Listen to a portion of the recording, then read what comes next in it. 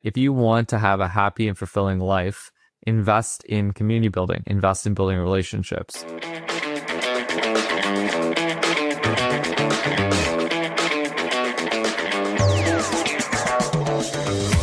Hello there, it's me, Steve Mellor, and welcome in to Growth Ready, the podcast that allows high performers to reveal the reality behind what it means to ready yourself for growth, the personal and professional challenges along the growth journey, while also allowing the high performance executive coach in me to satisfy his curiosity toward what drives optimal performance.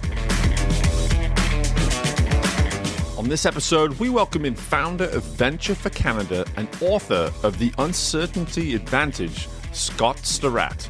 And having served 10,000 young professionals over the past decade, Scott knows that where uncertainty lies, the greatest opportunity for growth lies too.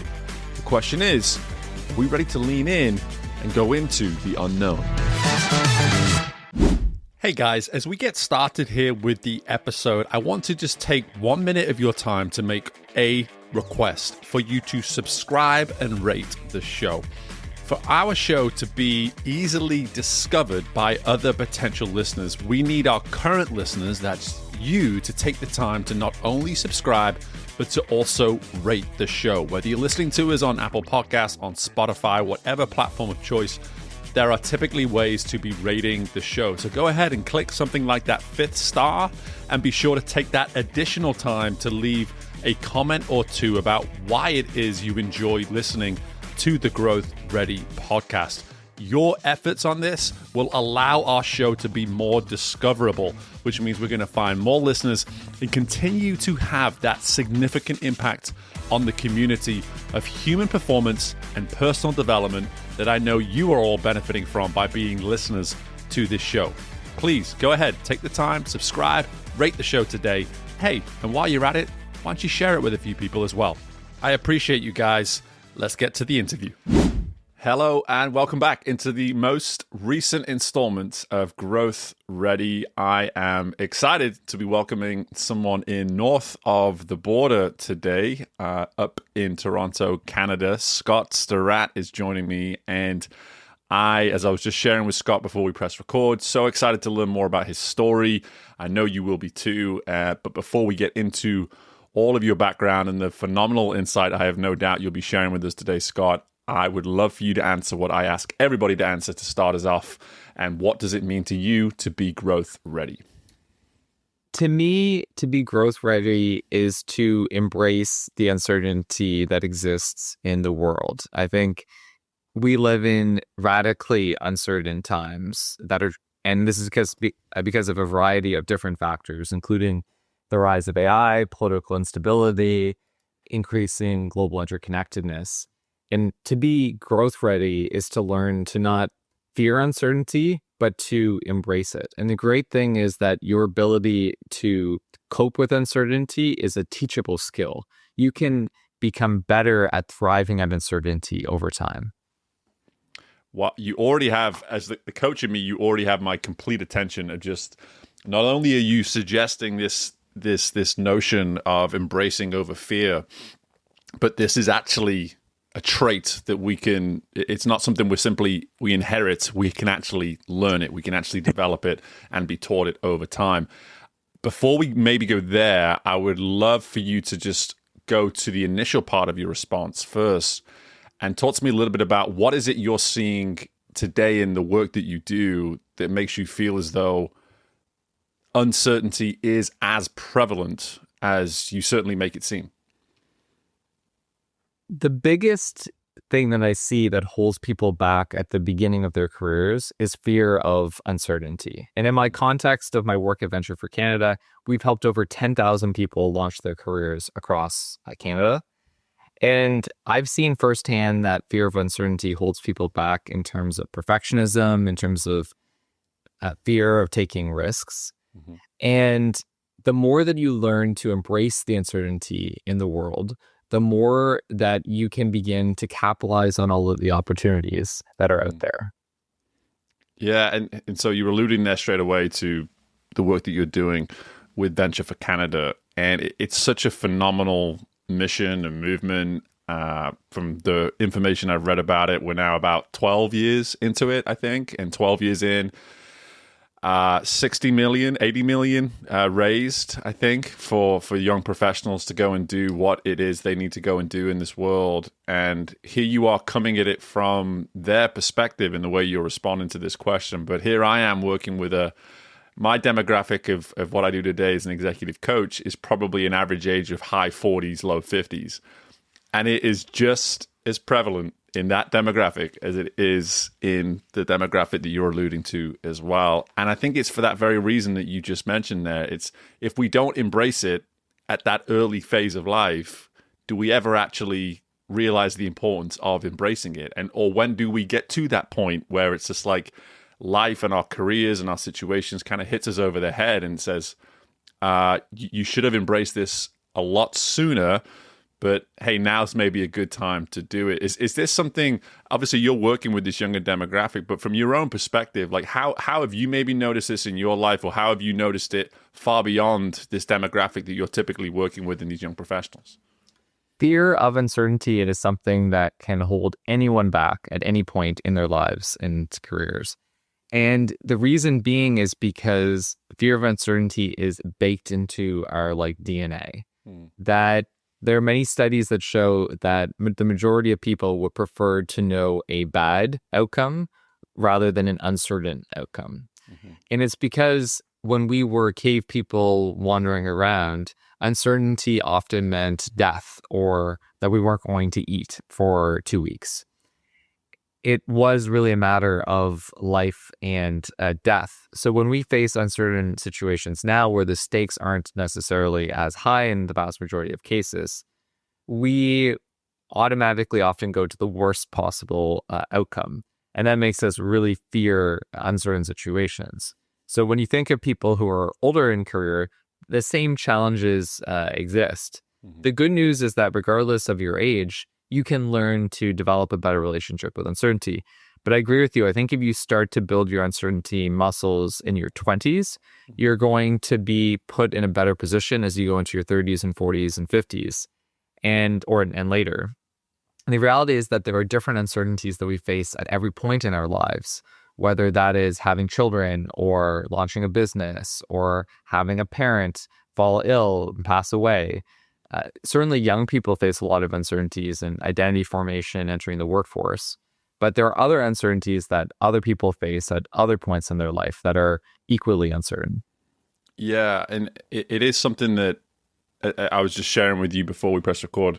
Again, having just met with and worked with close to 100 MBA students just yesterday, and I actually asked the room, is there anybody here in their 30s or older? And nobody was. Everybody was in their 20s. And so I just sort of looked at the room and helped them understand that they have so much change coming their way. And the world itself is changing every single day. And I think one thing that we sometimes take for granted, those of us that aren't in our 20s anymore, that are a few decades on from that age, is that while we can benefit from this highly evolving, highly adaptive world in terms of the technology and all the things that are going on, the rate of change is something that is so unusual. When you go back to those caveman years, right, that you were just alluding to, like cavemen were not having to deal with change at the rate that we're having to deal with change. And so I would have to assume, just from your experiencing, how much of that is actually playing a part in just the challenge, I suppose, with getting more comfortable with this embracing of uncertainty, considering that change has never been more prevalent than it is today. Certainly, there have been uncertainties that have existed in all eras, but I think it's the rapid change of today that makes the world different. I think of a situation like World War II in like 1930, 1940, very uncertain time for the world and for a lot of people. But I think what's different about now compared to then is the rate of technological change and the change also in cultural norms. That even if you were to go back more in human history, if someone was born in 1750 and 1780, the cultural norms would have changed, but not necessarily in a massive way. Versus today, the difference between 2025 and 1995 is pretty significant across a wide range of the kind of issues. Even a lot of jobs that exist today. If you were to say social media manager as a job to someone in 1970, they would it would blow their mind. They'd be like, "What? They'd have a lot of questions. They'd have a lot of questions for you. Yeah, that's a yeah, full-time job." yeah. And the challenge as well as the opportunity for young people today, as well as for all people, is to learn to embrace the rapidly changing nature of our world, which means that we can be left behind more easily. But it also means that there are more opportunities that are available than ever before. And in some ways, it's more important to reinvent yourself than at any point in history. So we live in anxiety-inducing, but also, I think, really exciting times. Yeah.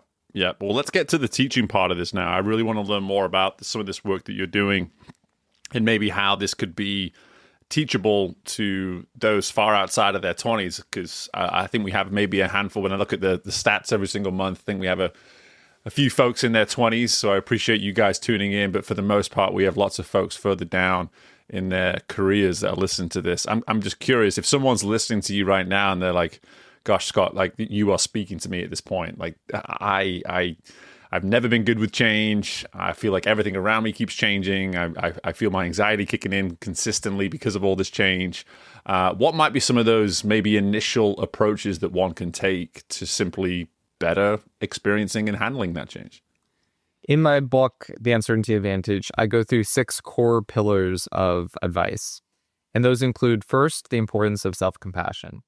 That in a world that changes really quickly and where your plans can get thrown out the window and adverse things can happen to you quite quickly, it's important to speak to yourself in a kind way.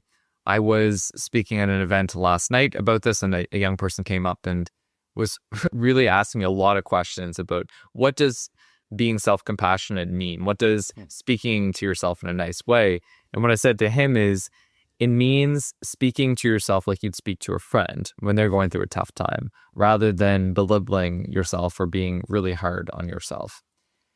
The second pillar of the book is the importance of anti-fragility. So essentially looking at how do you learn to not just tolerate uncertainty or challenge, but you become better in the face of a challenge. And it comes from an investment concept called that was coined by Nassim Taleb, where he wrote a book called Anti-Fragile on this topic. And a lot of people, I think, just think about challenge or hardship in the context of resilience, but it's important to think about how do you become better in the face of challenges. And one of the ways you can do that is through building your risk-taking muscles, pushing yourself out of your comfort zone, doing one thing every day to build up your risk muscles. Because the more that you are good at risk-taking, the more you are good at embracing uncertainty. Because inherent in risk-taking means you're embracing an uncertain situation. A third pillar of the book is the importance of adaptability. So thinking more about what is your mission statement, what is your vision statement for life, what are your core values, and letting those guide you rather than setting really rigid plans. A major issue I see a lot of people make in doing their career planning is they create way too rigid of career plans, when instead they should be thinking about, why do I exist? What's my purpose on this world? And then you create adaptable plans, because in an uncertain world, your best laid plans can get thrown out pretty quickly. The fourth pillar of the Uncertainty Advantage is the importance of an entrepreneurial mindset, which is essentially the ability to identify and act upon opportunities to create value for others. So identify, that means reading a wide range of content, talking to a wide range of different people, being able to connect dots that other people can't see. And act means you are going and running experiments, you're doing side hustles. And an entrepreneurial mindset is important for everyone, not just founders, but also for people who are in big corporations. And in a world that is changing really rapidly, it's more important than ever before to foster this entrepreneurial mindset, because opportunities are emerging at a higher velocity than in the past. The fifth pillar of the Uncertainty Advantage is the importance of generalist skills. So skills that can help you across a variety of different domains. They can include collaboration, time management. And I believe that in a world where AI will make technical skills less important, and we're already seeing this a little bit in terms of the decrease in demand for software engineering jobs, I think it's these generalist skills that you can apply across a wide variety of job types that will help give you the flexibility to adapt in a changing world. If you're really narrowed in as a specialist and all of a sudden AI makes your kind of domain irrelevant, then you're putting yourself in a challenging situation in a changing world. You want to be able to increase the options that are available to you and develop transferable skills that can help you thrive in a variety of roles. And the final pillar of the uncertainty advantage is professional network building. And that is fostering a network that is both wide and deep. Wide in the sense that you have a large number of broader connections that you engage with that are more of acquaintances. And one of the most cited sociology papers of the last 70 years is Mark Granovetter's The Strength of Weak Ties, where he found that most people find jobs through their acquaintances, not through their really good friends. Yeah. So if you want to thrive in your career, you need to foster a wide network of contacts. But often there's this false choice where people say, oh, well, you either need a wide network or a deep one. I argue that in an age of uncertainty, you need both. You need a deep network because in a world where things can turn against you really quickly, deep, meaningful relationships are important for socio-emotional support. And those are the people who will guide you, who will provide advice, and both are really important. And lastly, that is also important to think about how can you give first to others rather than develop a network that is extractive. Yeah. So be a giver, but in an efficient way that doesn't burn you out. So the 6 core pillars of advice are intended to work together. I think that if you're doing network building and general skills, et cetera, it's combining all 6 of them together in a synergistic way that you can build a life and career that lets you thrive in uncertain times. I love all of those pillars. I think that, and again, as you're talking through it, I'm thinking about my own experience. I'm thinking about so many people in my world, and where maybe the pillar is prevalent and where the pillar is lacking. But I love that you're able to help us all see there at the end of explaining the 6 that they very much are intertwined. They very much are working off of one another. I think this would be one of those things where you can see, hey, if I'm doing 4 out of 6 of these, like, hey, I'm probably very good at being able to have this advantage in life when it comes to dealing with uncertainty. However, we should be aspiring for all 6 and not only to use all 6, but to find ways to move between the 6 as well. Yeah. And something that you said there as well is this notion of the risk-taking muscle. And I always appreciate when guests frame things through muscles. It just immediately helps someone listening and be like, okay, if that muscle is non-existent or it's very weak right now, how might I just start to strengthen it? And I think I would love maybe just from your own experience of how you've gone from, just being aware that you could be better at taking risk and how you made and took some of those initial steps towards simply training that risk muscle a little more. Like what does an example of maybe someone using that risk muscle more on a day-to-day basis look like? I'll share an example from my life where I launched a little side hustle in Toronto, separate from Venture for Canada. And it's called Toronto Food Adventures. And we do history and food tours that are around 3 or 4 hours in the Junction neighborhood of Toronto. We sell tickets via TripAdvisor and Viator. And I only do with these tours maybe 2-3 times a year. But they're a great opportunity where I meet people from all across the world who buy these tickets. Yeah. I take them to different restaurants. I've become a historical expert in this really specific neighborhood in Toronto. And it got me out of my comfort zone of just meeting with completely random people from different walks of life, connecting these people together, because there's often 6 to 10 people on a tour. And I share this because I think it's really relatable that there's all of us had different opportunities to do little things that get us out of our comfort zone. And for me, going to meet a bunch of strangers and touring them around, restaurants in Toronto and telling them about local history was getting out of my comfort zone. Yeah. I might have to, follow up with you on that another time. Mainly because my wife and I are avid travelers and food junkies, so that you could be checking both those boxes for us. But I love that example for so many reasons. The one that really just kind of struck me straight away when you start telling me that is that at some point Scott has had this awareness of this idea, and I'd have to assume that when you've had the idea at first, to now go to maybe some of these pillars that you presented here, at first I would have to assume that when you come up with an idea like that, you're not just running towards it and you're immediately implementing it, that you're maybe practicing that self-compassion straight away. It's just like I can almost detect a version of you, or certainly detect anybody who's coming up with an idea. I know I've been guilty of this. You have the idea, you think it's great, and what do? You immediately start finding every excuse in the book for why it would not work, and you tell yourself why you should not do it. And to your point earlier, that because you don't know how it's going to go, you immediately go to the uncertainty, as opposed to, well, what if there's one great reason for doing this, and I can just find a way of focusing more on that one reason to do it versus these 85 reasons that naturally I can just immediately come up with. I'm just curious how you maybe took it from the idea, the concept itself, and maybe spoke to yourself through that process to bring it into a reality. There were a few things I did. I think the first is that I went on a bunch of food tours in Toronto in different neighborhoods, and I saw that this is a really viable side hustle to do. Lots of people pay for these tours. The second thing I did was I became an expert in this neighborhood, the Junction's local history. I read 2 books about the neighborhood. I did exhaustive online searches of pretty much every article that's ever been written about this neighborhood. And I ended up becoming an expert where I felt confident in the product that I was selling. I did a lot of food research and ate at a lot of places in this neighborhood, of which that's my kind of research right there. I like that. Exactly.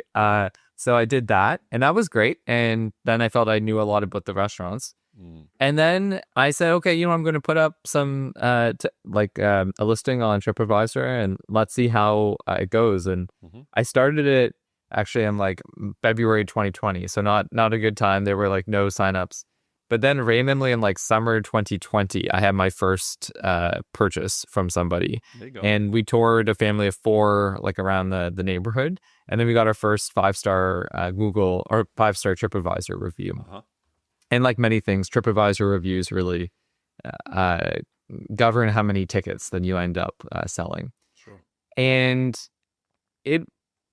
my response, hopefully to the listener, is to impart that there are many different steps how you build things. They're gradual. This is just a little side venture, but when I think about Venture for Canada, things are built gradually over time. I think one of the biggest mistakes a lot of people can make in their careers, particularly young people, because they have a shorter kind of time horizon of experiences, is they overestimate what they can do in 3 years, and they underestimate what they can do in 10.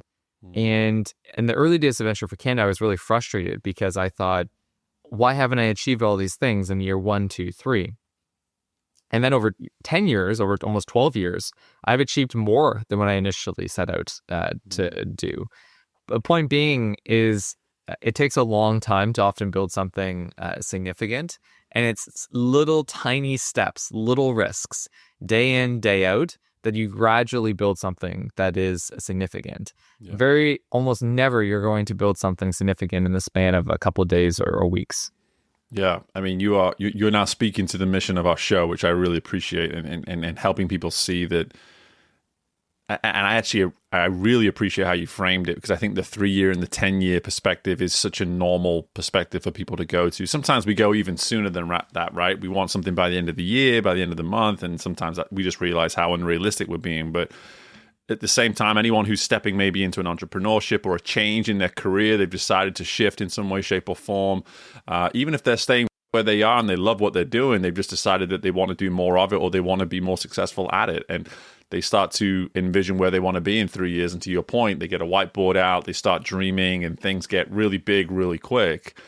But then suddenly, if you turned around and said, well, what if you were to have that and maybe just a little bit more in 10 years? How would you feel about that? And turns out here you are a perfect living example of that.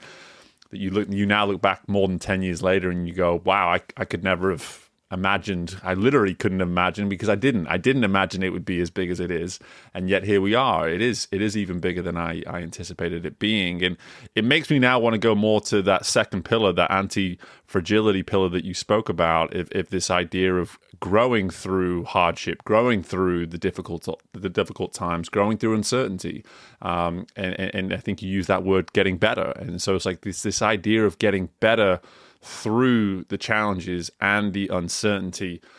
Let's go now more to those folks that you're familiar working with, those young professionals. How are you starting to work with them through those times when they know that, hey, I'm in a moment of uncertainty. I'm in a moment where I know I need to take risk, and I'm having a hard time identifying where I'm getting better, because I think that's the part where that can almost seem a little less tangible. It's not because sometimes it's not. Just to allude to your, I think it was the fifth pillar, the generalist skills. Like, it's hard to measure how we're getting more collaborative or how we're working on some of these softer skills. And yet I can hear through that second pillar that maybe that is exactly where we're potentially improving during those adverse times. So help us, our listeners, understand, like, how do we know we're getting better at something when we're going through something? Or how are you maybe communicating with these young professionals on the ways in which they can identify and notice the ways they're getting better? Two different points. The first is that there is no learning without reflection, and that you need to build in a regular reflection practice into your life. I talk about this in the book, and building in time to every day to reflect. And a lot of the time, sometimes that's before I go to bed. I don't necessarily have set meditation time. For me, meditation is not really my thing. I don't love doing it. Yeah. But sometimes I just like to sit and I'll just reflect on the day. I'll just let whatever things are popping into my head. I don't have any specific questions. I can have a busy mind, and I just let my mind go all over the place thinking about different things. And I find it's almost like mental flossing, same with your teeth. For me, at the end of the day, particularly if I've had a busy day that has had a lot of stimulation and things going on, I need a certain amount of time where I'm just sitting and I'm letting my mind get flossed, and I'm thinking through. And I think when you're thinking about your growth journey, whether it's uncertainty or more broadly, I think you need to build in a reflection practice that works for you. I've shared what works for me. For every person, it's different. Some people, it's going to be really structured journaling. Some people are going to do meditating. There's no right or wrong answer to it. So that's the first really important part, is build in a reflection practice that works for you. The second is to get feedback and advice from other people. I think we all have our blind spots. It is really important to get feedback from mentors, from friends, from peers on how you're doing, on how you're evolving. We are fundamentally a very flawed species in the sense that we have a lot of cognitive biases. Like, humans are extremely irrational creatures. And certainly there's certain really irrational things that I have proposed or done that then people have pointed out to me, like, that doesn't make any sense, Scott. Like, why are you doing that? And I'm like, thank you so much. Like, it was helpful to get this external perspective to warn me about something that was irrational. Mm-hmm. And Daniel Kahneman, the great Nobel Prize winning economist / kind of psychologist, he talks a lot about that he studied all of these cognitive biases that he has, and that really one of the main ways that you can learn to control these cognitive biases is, yes, you can become aware of what are the standard ones out there, planning fallacy, etc. But it's really developing relationships with other people so that they can point out to you the cognitive biases, and then you can say thank you and then incorporate that into your own life. So I talk about this a little bit in the book, but I think getting regular feedback and advice from other people is really critical for your growth journey. Yeah, I'm going to build upon that point even a little bit more, is that there's an article that was for a body of research by a lady, organizational psychologist, Tasha Eurich. She did an article for the Harvard Business Review, and I actually spoke with these young professionals just yesterday about this. Is this self-awareness is that 95% of us believe that we are self-aware, and it turns out the data shows it's more like 10 to 15% of us are actually self-aware, and it's a frightening gap. Like when you think of it, is that significant? But where I'm going here is that you're giving us the very solution to that issue. Like, you know, we think we have this awareness of self. We are so sure of how we're showing up, or the thoughts that we're having, or the ideas that are going to serve us. And just to simply have a few connections in our life that are good at putting up the mirror sometimes and saying, hey, I know you think this is coming from a really rational place, but let me help you see that this is maybe more emotive, that this may be a little irrational, that this may be coming from a bias, and you're just not seeing it. And here's the thing, that there's nothing wrong with you if you're doing that. That's a real, as you're alluding to, this is such a human innate quality that we all have, and it just requires a ton of work. And that's something I just want to really emphasize here, is that nothing that you're positioning here to us, while I believe it is easy to incorporate in terms of the adaptability to it and the perfecting it, if you want to use a word as that, even though we may never actually perfect it, this idea is that everything that you're presenting to us here, Scott, is just consistent work that I don't think ever goes away, right? No, it's the work that never ends. And Yeah. I just sent out a mass email newsletter yesterday, and in it I quote this book from Scott Harris, I think, or Scott Harrison. He's the founder of charity Water. And in it, in his memoir, he has a line where he says, the most important work is the work that has no end. Mm-hmm. And I think that relates to growth, to personal development, to building a better relationship with uncertainty. Mm-hmm. And it's important for listeners, especially perfectionistic listeners, who sometimes think that there's like a mission accomplished, and that, oh, I have now achieved my perfect state. And it's important to recognize, like, there is no perfect state. I think even in the context of like different religious philosophies, it's interesting to apply in the context of this, in the context of like Christianity and original sin, and kind of how people, if someone is Christian, how they think about it. Also to think in the context of, outside of theology, of like personal like development. Like we are all flawed, we are all works in progress, and there is no perfect. We all are just trying to be better versions of ourselves. And I share that just because I think that if someone is religious, it's an interesting kind of context to think about. And it doesn't just apply to Christian faith, it can apply to other faiths as well. But, I think it's interesting when you think about it in the context of your personal development, particularly if you have perfectionistic tendencies. And I really appreciate you mentioning that, because I think that is such a almost like calling it like a guilty pleasure of those of us that are all chasing growth, is like we want to be perfect. Deep down, we try to push away, like, I know I can't be perfect, but then if you're being really honest with yourself, those standards that you're holding yourself accountable to at times, it's pretty much perfectionism, and that's when that first pillar is so important, that self-compassion of just, if go ahead and compare yourself to perfectionism, that's fine. It's really okay, and I've been guilty of it enormous amounts of time throughout my life. Just don't be so damn harsh on yourself when you're not getting there. Like, find a way, set that goal. Don't worry about, like, that's fine. If you need to do that, do it. But so much of what we're speaking to here is that there's too many things that are out of our control for that perfectionism to occur. And this whole theme throughout our conversation around uncertainty, at the end of the day, that's what we have to acknowledge, is that if we can't control everything, which we can't, nobody can, how can we ever truly be certain? And so if we can never find true certainty, how do we therefore, now to go back to everything that you set us up to talk about today, how do we embrace the uncertainty? How do we just get more comfortable in that world of uncertainty? And I'd love to move there with you now, in terms of just when you now look at the body of work you've done with Venture for Canada over these 12 years, like, what have you seen in terms of the results that help you see so much of what we're talking about obviously works? Like, what have been some of those just true success stories over that time where you can see, hey, when we start using that risk-taking muscle more consistently,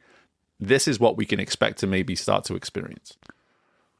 There are many different examples that come to mind. I can think of an alumni named Charlie Feng, who he joined VFC when he had a venture that had some challenges, and he went into Venture for Canada as kind of a career like reset and to kind of meet a community of other entrepreneurial people. Mm-hmm. And through VFC, he ended up working at a company called Clearco, which ended up having challenges later, but at its peak was worth over $1 billion. It was a unicorn company. He was one of the co-founders of the company. He has gone on to found other ventures and had a ton of professional success. And the thing I see in Charlie is a consistent embrace of risk-taking and of being willing to make big bets. And I think that that's really correlated a lot with success in life. And there are many other examples that I can think of another alumni from Venture for Canada, Josh McIntyre, who joined Grammarly when it was a much smaller company. I think when it was like 70 or 80 employees. He grew with it to until very recently, just like I think he just announced he was leaving like a month ago. So he was there like 8 or 9 years and ended up running a big chunk of the revenue operations team.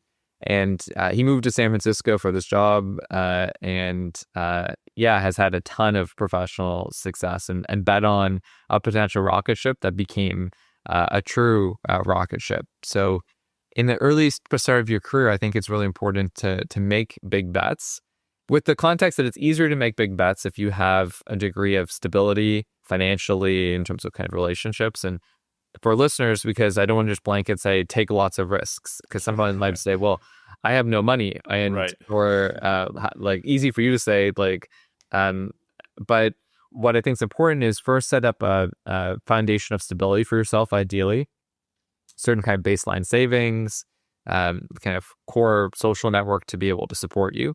And once you have that in place, I think it's a lot easier for you to take risks later on. And the more that you take smart risks, the more that you make big bets, the more that you're positioned to capitalize on the uncertainty that exists out there in the world. Yeah, and I think just to piggyback on that term risk as well, the way our minds look at something like risk, it's not always comes in the form of a bet. It's not always going to come in the form of some sort of you just deciding to let go of some money or go without money.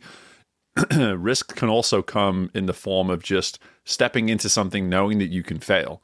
Like that in itself is a risk, and I see that in every aspect of life. I've seen it in my years coming from the world of sport, like athletes that for whatever reason, they refrain from committing to too big of a goal because the risk of actually not getting to that goal was too much for them to bear. They didn't want to know that they failed. They'd rather set a smaller goal for themselves so they can achieve it and then look back and be like, look, I didn't fail. And it's like, well, yeah, but you could have gone bigger, to use that term bet. You could have bet bigger on yourself. And hey, if you'd not gotten there, you still may have gotten a heck of a lot further simply because you aspired for something greater. And I think that, and this comes from just we've talked about economic theories, prospect theory, risk aversion theories, kind of how it's evolved over the years. But I think that's what's so important is that we look at something like risk as like, I have to put something in literally, tangibly into this in order to show that I'm making a risk. And sometimes it's just simply a commitment to yourself. Like that can be the risk. I've decided that I'm now going to do more of X, Y, Z. And by doing that, it means that I'm taking a risk and I'm committing to a version of myself that is significantly greater. And I hear that in those two examples that you gave of those alumni is that, yes, financially, I'm sure there were some decisions they had to make. But at the same time, whether it be the company that they were a part of or the version of themselves they were committing to, they saw something much bigger than the current state and decided, I'm going to take a gamble on this. I'm going to risk and say, I'm putting myself in a position to be part of something that's going to potentially be so much greater in the future. Finances or no finances, this is just about me simply saying, I see the potential and I'm going to go for it, right? I agreed. And if you don't believe in yourself, no one else is going to. And I think part of life is I think part of doing great things is having high expectations for yourself in a healthy way, in a way that you recognize you're going to fail along the way, but that you believe in your potential to do really, really like great things. And most people are going to tell you you can't do it or you're not going to achieve what you set out. But it is really important to have, I think, high expectations for yourself if you're going to do amazing like things in this world. And I think one other point that's really important to share is that when it comes to risk taking, I think a lot of people fall into this like myth of the one big risk, that there's one huge decision that is going to shape their life. And in reality, it is often many little decisions, thousands or tens of thousands over a lifetime that shape our lives. And I think that that's a really helpful paradigm. And Sukhinder Cassidy, the CEO of Xero, the cloud accounting software company, has a great book called Choose Possibility, where she talks about this like subject. And she thinks, and maybe it's her core thesis in that book, is that a lot of people refrain from risk taking because they put all their eggs in one basket in their mind, and they think this one risk is going to determine my life. Yeah. And her paradigm, which I think is really helpful, is that it is very rarely one big risk that determines our life. It's rather thousands of mid-sized risks. And I think the more that you shift to that paradigm, the more that you become comfortable with risk taking, because you don't put so much pressure on that one decision. You don't overthink things. Yeah. Yeah, and for me, like that's the part of the process with that anti-fragility part of the foundational pillars. It's just like this notion of if we're willing to just practice and see risk as these small actions, these small decisions each and every day, we then get to see how we're getting better. And suddenly now that's what we're getting. We're taking the risk. Yes. We're becoming less fragile because we're now looking at all the data behind us and being like, wow, look at all those tens of hundreds of risks that I've taken in the last 2 or 3 years. Had I not framed them as risks, then I probably wouldn't notice the way in which I'm strengthening that muscle and the ways I'm getting better. Totally. And it's that recognition that the more that you take small risks, that you over time begin to make much bigger bets. Right. You can start with little side hustles or taking little risks in your job, and eventually that can turn into going full time and building something, and taking big risks in building that venture. Your ability to build your risk-taking muscles can really increase over time.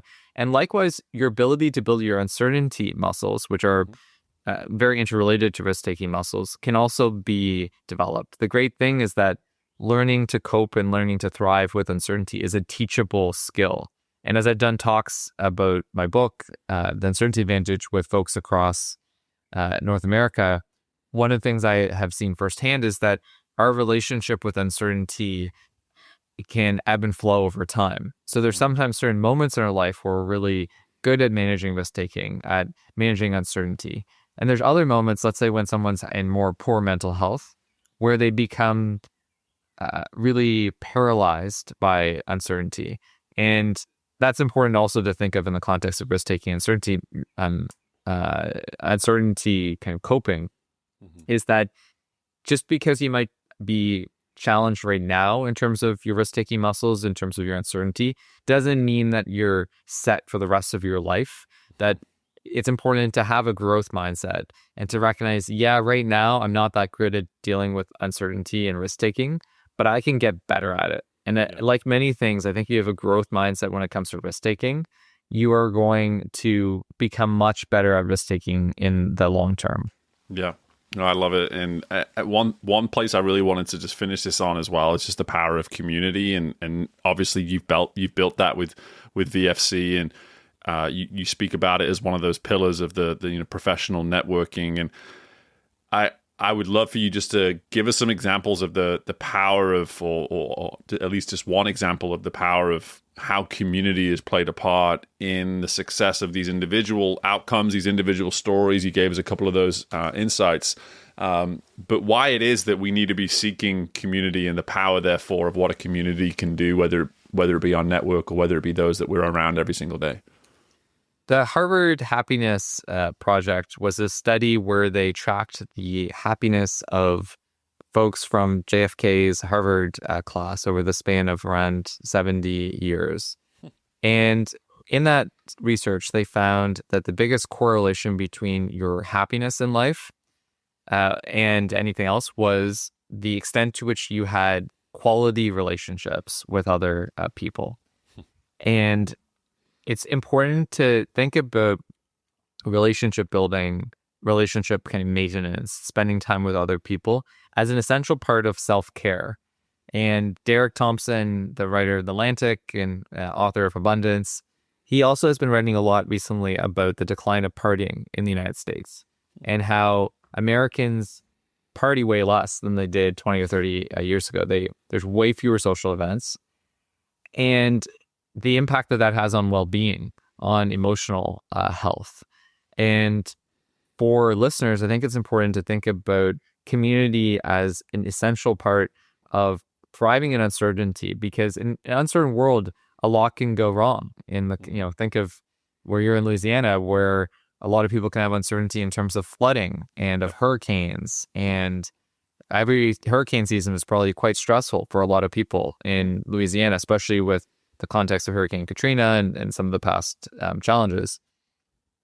And it's important to think about how when you invest in building a community, that community can help you in those really tough times, but also helps you in the good times. That all the research points that if you want to have a happy and fulfilling life, invest in community building, invest in building relationships.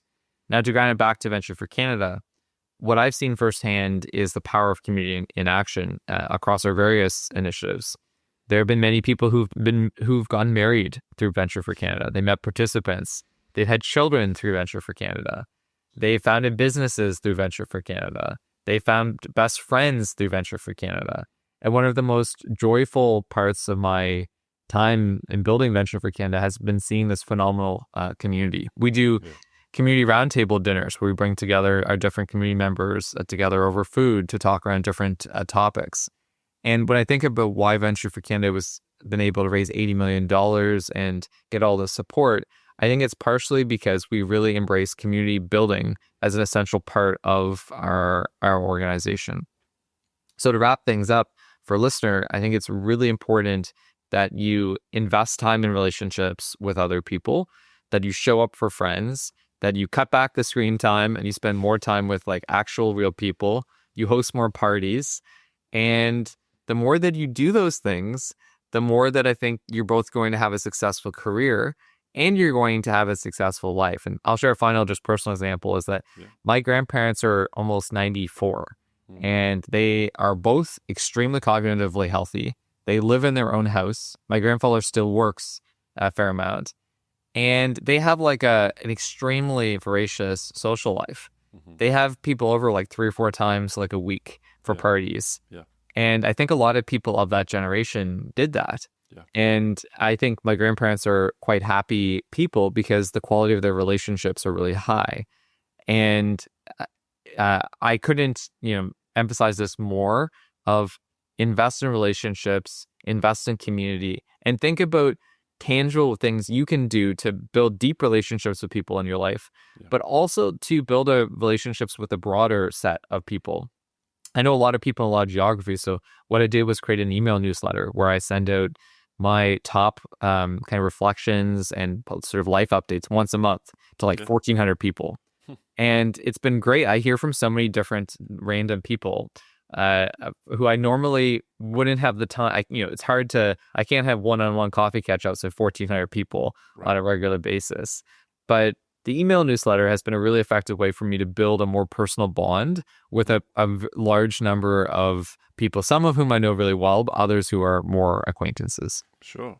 The word I appreciated most, I appreciated all of that you shared. And I think it's so important for us to hear for such a variety of reasons, but you use the word maintenance when it comes to relationships. And it shows the need for us to be conscious and deliberate and intentional around the work that goes in to the relationship. Whether you look at it from a networking standpoint, if you're only networking to get something out for yourself, you're not going to be very successful networking.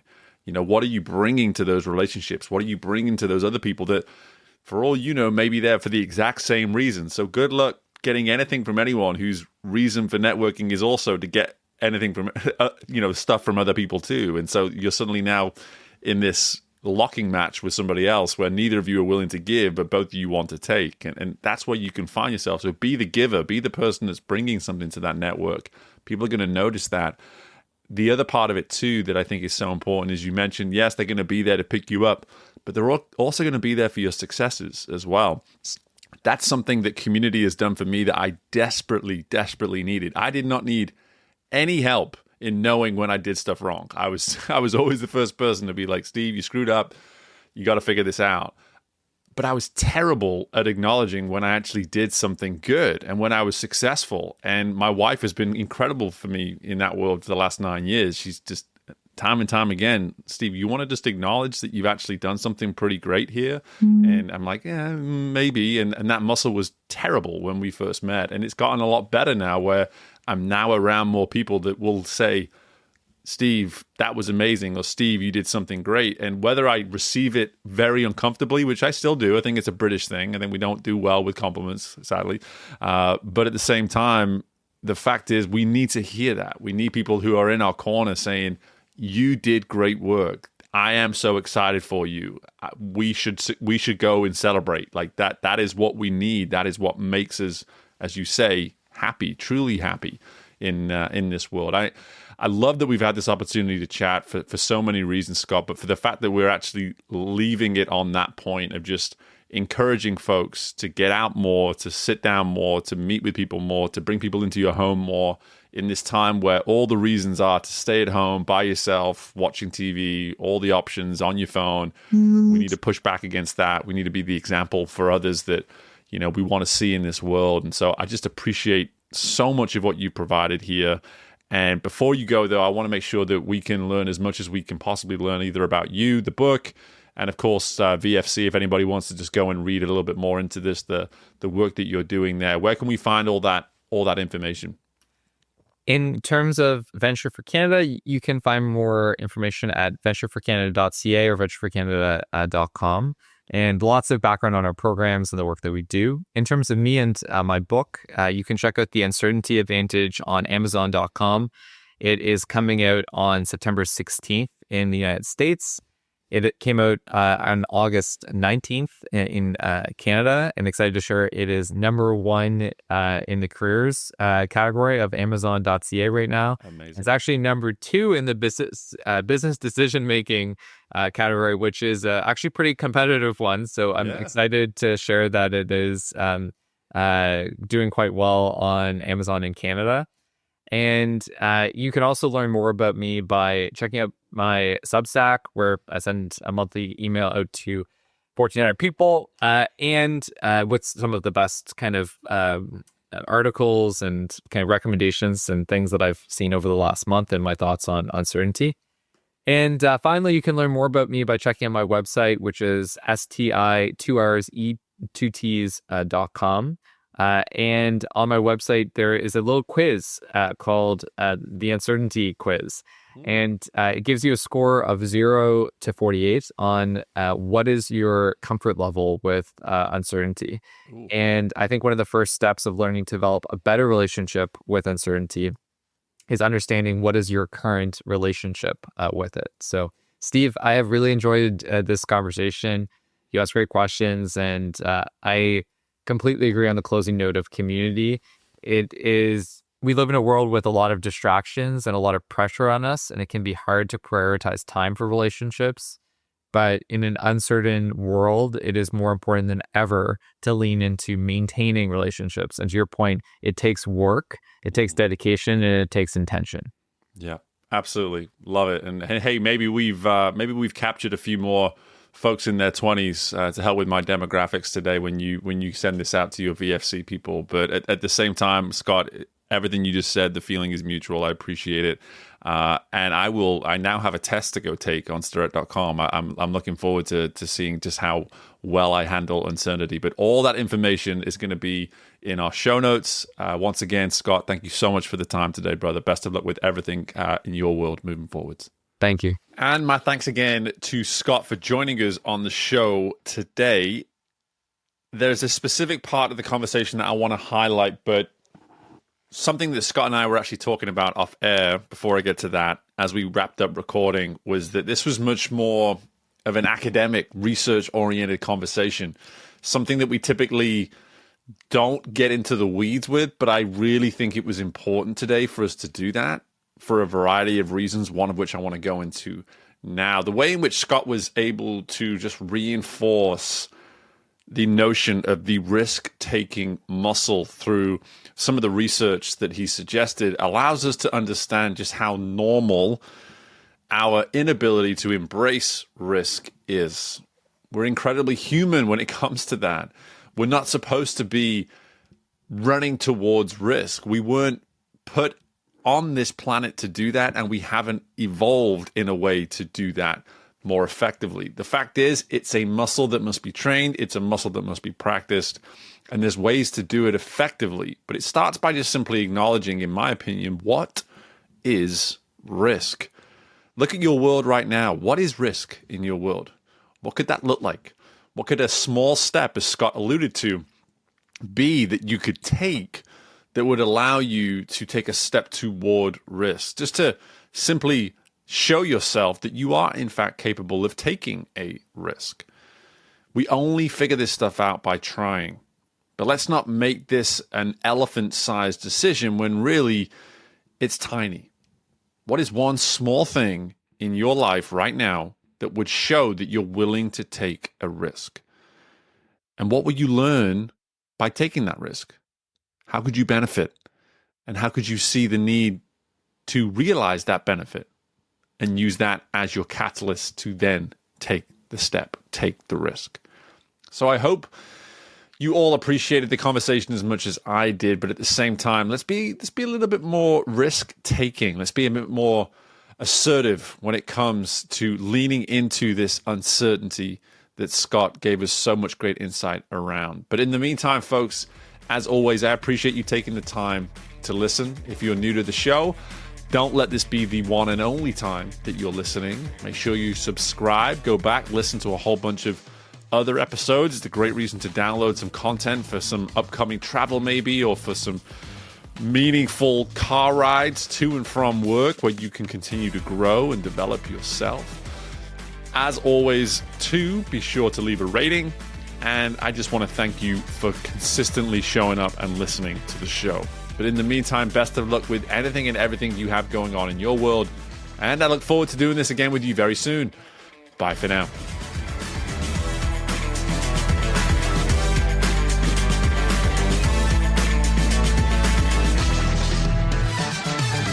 Thank you for tuning in to Growth Ready.